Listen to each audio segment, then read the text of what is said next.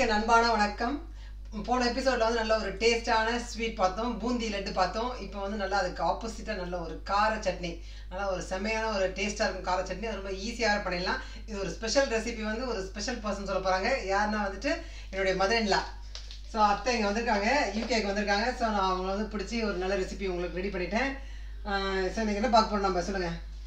அதாவது இது பாரம்பரியா அந்த காலத்துல இருந்து செய்யற இது. ஒரு 25-30 மிளகாய் எடுத்துக்கணும், ஒரு பூண்டு பல்லு ஒரு 15 எடுத்துக்கணும், புளி ஒரு சின்ன இது வந்து இவ்வளவுதான் எடுத்துக்கணும்.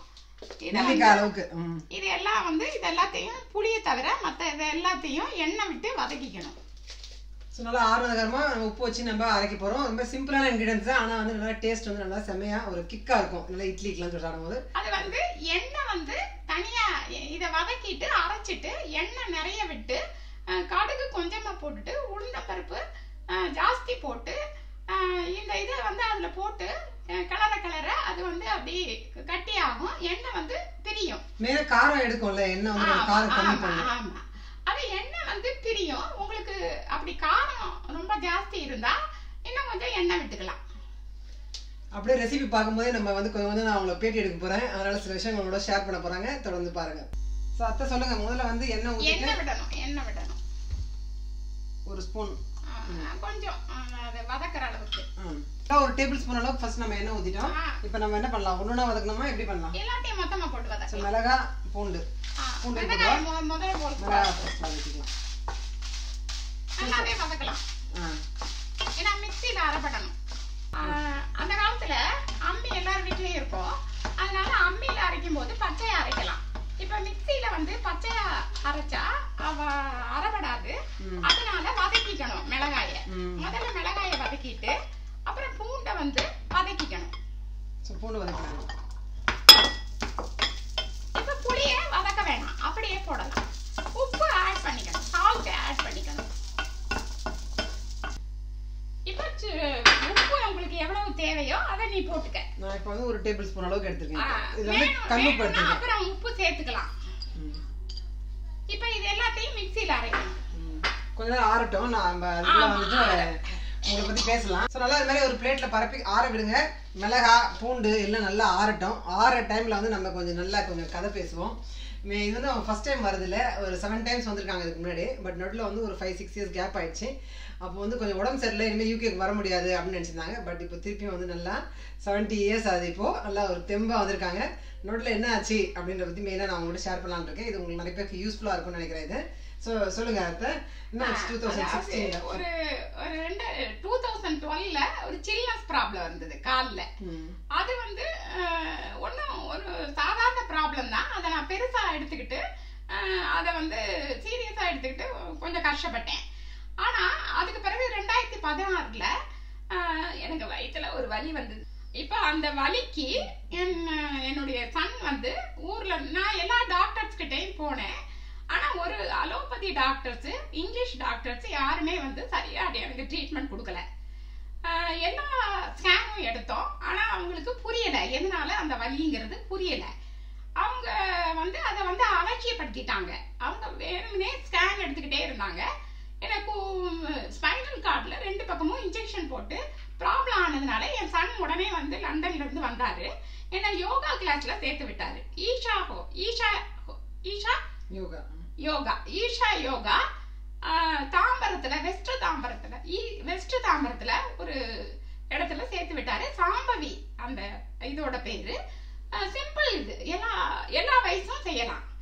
அது வந்து ஸ்டார்டிங், அது 7 ஸ்டேஜ். அதை வந்து நான் ஒரு 7 months வந்து பண்ணேன். என்னால அப்ப வந்து முதல்ல எந்திரிக்கவே முடியாது சோஃபா விட்டு. என்னால அதுக்கு பிறகு சோஃபா விட்டு ஈஸியா எந்திரிக்க முடிஞ்சது. வாக்கிங் வந்து நான் குடுக்குன்னு ஓடுனேன். அவ வந்து என் ஹஸ்பண்ட் வந்து என்னை தடுத்தாரு, விழுந்துற போற அப்படின்னு. அந்த அளவுக்கு எனக்கு வந்து அந்த ஈஷா இது யோகா பண்ணதுனால ஒரு தெம்பு வந்தது. இப்போ வந்து நான் அந்த தெம்போடையே வந்து இங்க லண்டன் வந்திருக்கேன். ஸோ இது மெயினாக நான் அவங்கள்ட்ட ஷேர் பண்ண நினைக்கிறேன். ஏன்னா வந்துட்டு நாங்கள் நிறைய ட்ரீட்மெண்ட் அவங்களுக்கு கொடுத்தோம். ஆக்சுவலாக ஈவன் இங்கேயே கூட நிறைய ட்ரீட்மெண்ட் பண்ணாங்க.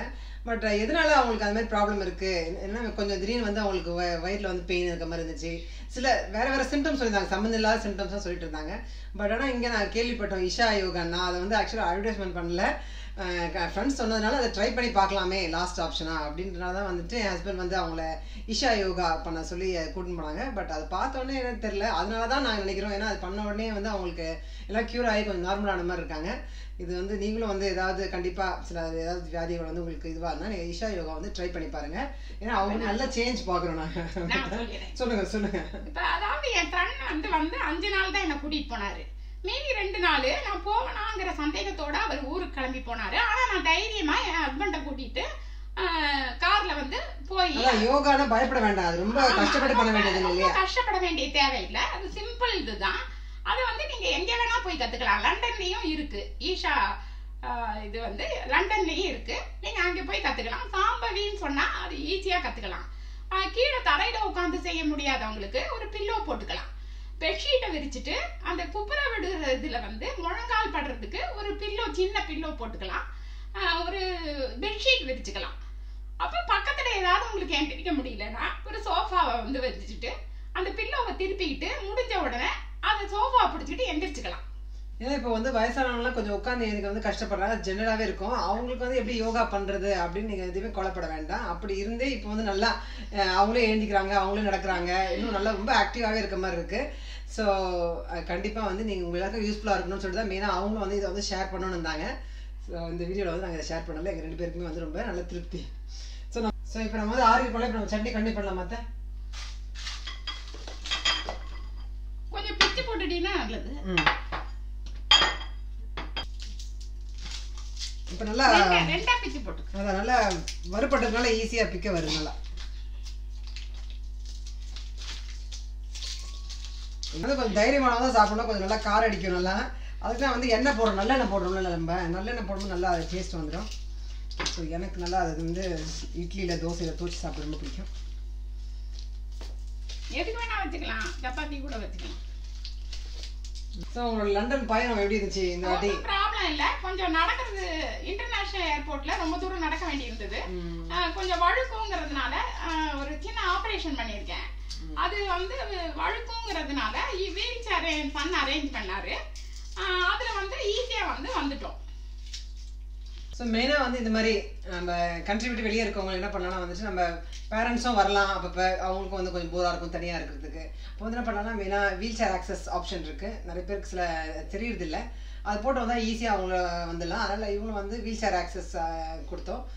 அது பண்ணும்போது அவங்களே வந்து ஈஸியாக அந்த லைன்லாம் ரொம்ப லாங் கியூ இல்லைல்ல, உங்களுக்கு கியூ தாண்டி கூட்டு வந்துடுறாங்களா, இப்படி லேட்டாக கூட்டு வராங்க.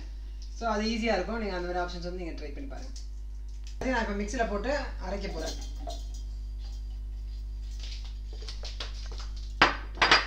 காரத்துக்கேற்ற புளிக்கேற்ற உப்பு எல்லாத்தையும் போடணும். சட்னினாவே நம்ம வந்து கரெக்டாக குவான்டிட்டி போடும்போது தான் அது வந்து டேஸ்ட் இருக்கும். ஒரு வாட்டியும் நமக்கு வந்து குவான்டிட்டி கொஞ்சம் மாற்றணும்னா நமக்கு டேஸ்ட்லாம் மாறிடும். ஓரளவுக்கு நீங்கள் இதுமாதிரி வச்சுக்கோங்க. மிளகா விதையை ஓரளவுக்கு வேணாங்கிறாங்க. ஸோ மிளகா விதையை விட்டுருங்க ஓரளவுக்கு. சரி, இப்போ வந்து நம்ம இதை அரைச்சி எடுத்துலாம். சுற்றினோன்னா நல்லா இது மாதிரி வந்திருக்கு. இப்போ வந்து நம்ம கொஞ்சம் தண்ணி ஊற்றினா தான் வந்து நல்லா ஒரு பேஸ்ட் மாதிரி அரையும். ஸோ நம்ம கொஞ்சமாக தண்ணி ஊற்றிக்கலாம். ஏன்னா நமக்கு வந்து ஒரு திக்கான கட்டி சட்னி தான் வேணும். ஸோ இப்படி தண்ணி ஊற்றிருக்கேன். இப்போ வந்து திருப்பி நல்லா அரைச்சிடலாம். ஸோ இப்போ பார்த்தீங்கன்னா நல்லா அரைச்சாச்சு, நல்லா அரைப்பட்டிருக்கு. இதை ஒரு பவுலில் ட்ரான்ஸ்ஃபர் பண்ணிக்கலாம். இப்போ இது எப்படியுமே நம்ம வந்து இப்போது நல்லெண்ணெய் ஊற்றி நல்லா தாளித்து கொட்ட போகிறோம். இது நல்லா கார சட்னினால குவான்டிட்டி கம்மியாக தான் வரும். அதனால் நீங்கள் பண்ணும் போது நல்லா ஒரு 30 மிளகாய் போட்டு பண்ணாலும் நல்லா கொஞ்சமாக தான் வரும். பட் நீங்கள் நல்லா ஒரு 2-3 டேஸ் இதை வச்சு சாப்பிட்லாம். கொஞ்சமாக தான் தொட்டுக்க முடியும் நம்மளால்.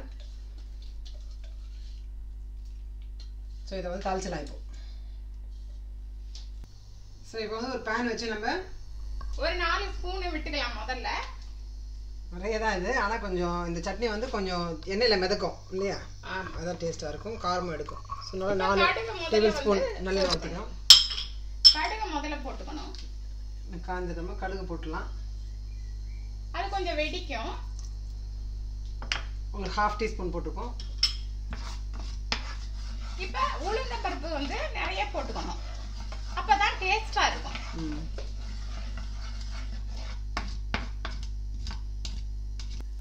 ஸோ கடுகு வெடிச்சிச்சு. கம்மி பண்ணிக்க நல்லா செவக்க வறுத்துரு. அதுக்கு பிறகு இதை போட்டு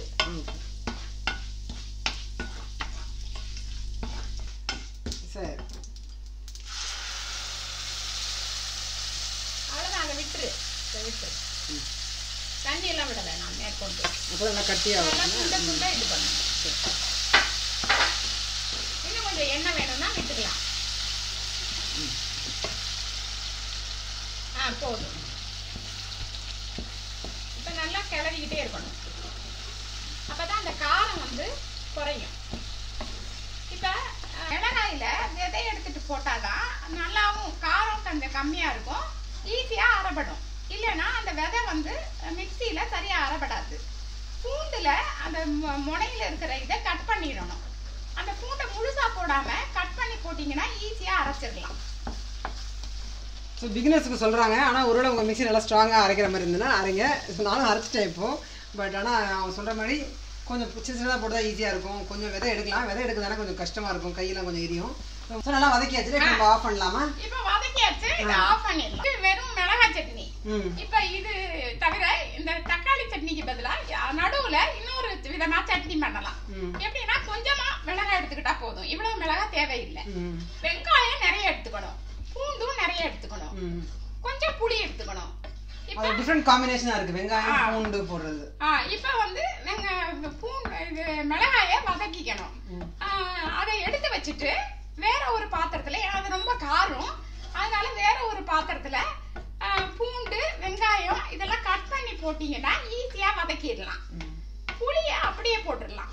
இதை வந்து எல்லாத்தையும் மிக்சியில அரைச்சா அது வேற விதமா இருக்கும்.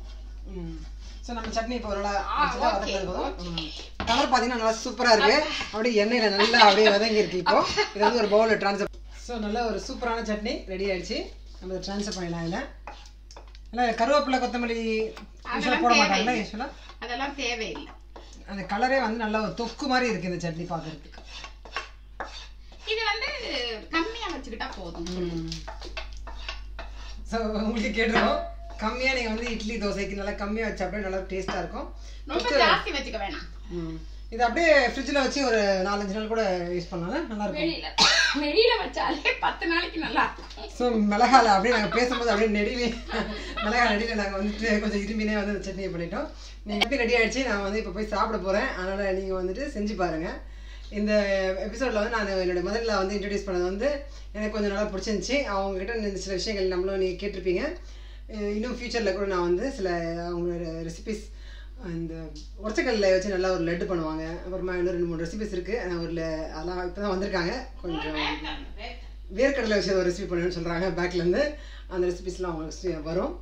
தொடர்ந்து என்னோடய ரெசிபிஸும் பாருங்கள். சப்ஸ்கிரைப் பண்ணுவாங்க, சப்ஸ்கிரைப் பண்ணுங்கள். பாய்.